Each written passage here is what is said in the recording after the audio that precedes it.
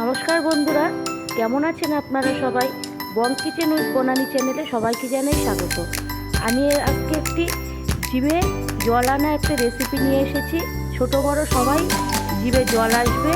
এই রেসিপিটা প্রথম থেকে শেষ পর্যন্ত সবাইকে দেখার জন্য অনুরোধ রইল।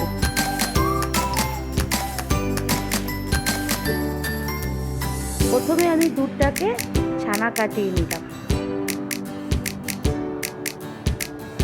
ছানা কাটিয়ে এবার ওটাকে একটি কাপড়ের মধ্যে জল ঝরালাম।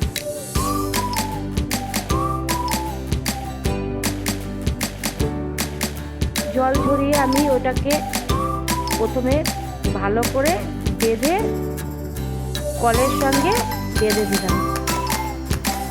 জলটাকে ভালো করে চিপড়ে নেব যাতে একটুও জল না থাকে। ছানার জল থাকলে অসুবিধা হয়ে যাবে।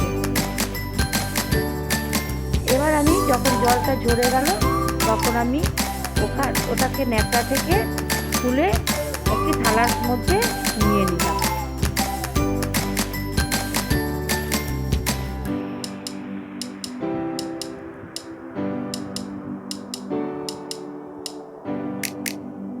নিয়ে আমি এবার ওকে ভালো করে ছানাটাকে হাত দিয়ে পিষবো, ভালো করে পিষে নেব।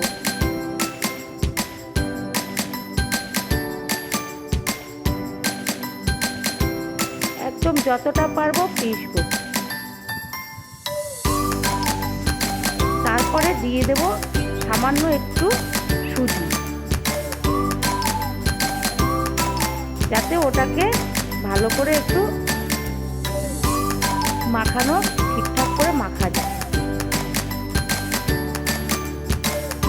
এরপরে দিয়ে দেব একটু বেকিং সোডা, তারপরে দিয়ে দেব একটু গুঁড়ো দুধ।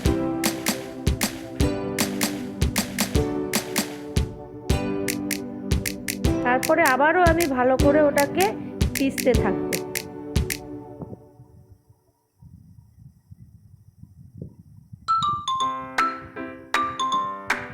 এরপরে পুরোটা ভালো করে যখন সব মাখা হয়ে যাবে ছানাটা ভালো করে, তখন আমি রসগোল্লার আকারে আকৃতি দিতে থাকবো।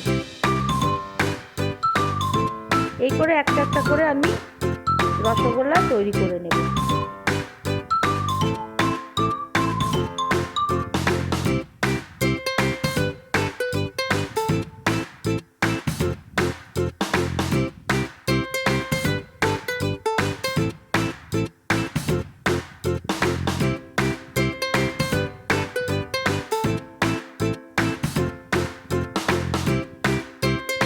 এই করে আমি ওই ছানা থেকে সবকটা রসগোল্লা একে একে তৈরি করে নিলাম। এরপরে একটা কড়াই বসিয়ে দেব। কড়াইয়ের মধ্যে দিয়ে দেব জল।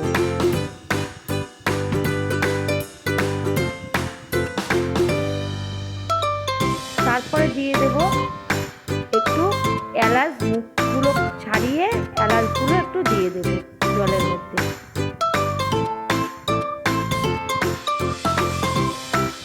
জলটা ফুটে গেলে দিয়ে দেব চিনি।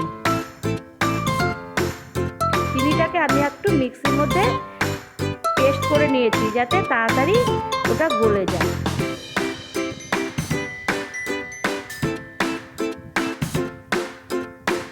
এরপর ওই শিরাটা যখন ফুটে উঠবে তখন টকবক করে যখন শিরাটা ফুটবে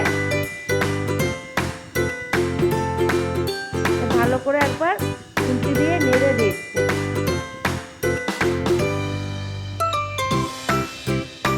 এরপর আমি যে রসগোল্লাগুলো তৈরি করে রেখেছিলাম ছানা দিয়ে, সেইগুলো একে একে ওই শিরার মধ্যে ছেড়ে দেব।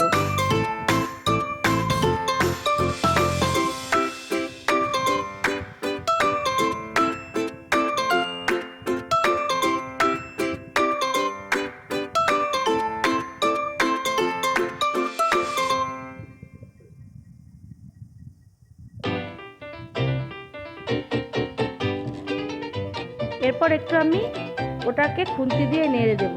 যখন টকবক করে ফুটে উঠবে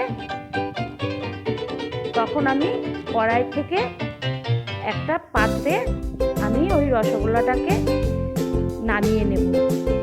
আপনাদের যদি ভালো লাগে আপনারা একবার বাড়িতে বানিয়ে দেখবেন, লাইক করবেন, শেয়ার করবেন, সাবস্ক্রাইব করবেন, আমার সাথেও থাকবেন, পাশেও থাকবেন। ধন্যবাদ।